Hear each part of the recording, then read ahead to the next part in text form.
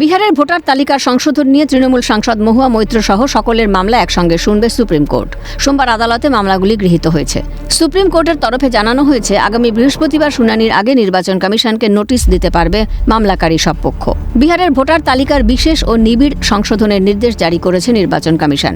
চলতি বছরের অক্টোবর-নভেম্বরে বিহারে বিধানসভা নির্বাচন, তার আগে 25শে জুলাইয়ের মধ্যে এই সংশোধনের কাজ সেরে ফেলতে চায় কমিশন। বিহারের ভোটারদের মধ্যে নির্দিষ্ট ফর্ম বিলি করা হয়েছে, তা পূরণ করে নথিসহ জমা দিতে হবে সংশ্লিষ্ট দফতরে।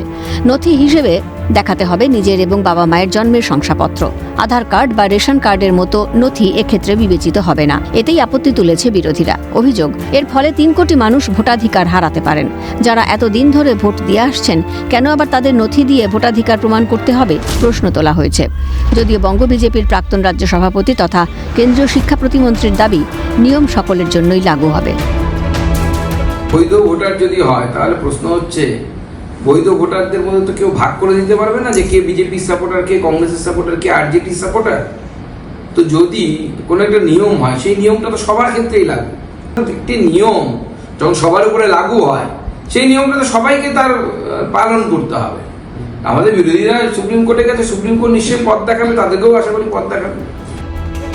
এ বিষয়ে জাতীয় নির্বাচন কমিশনের বিরোধিতা করে এসেছে কংগ্রেস। সাফ জানালেন কংগ্রেস নেতা অধীর রঞ্জন চৌধুরী। আজ সবাই হাড়ে হাড়ে বুঝছে যে ইলেকশন কমিশনের যে উদ্দেশ্য, যে ইন্টেনশন, সেটা কিন্তু সঠিক নয়। সেটা বিহারে এসে কিছুটা প্রকাশ পেল।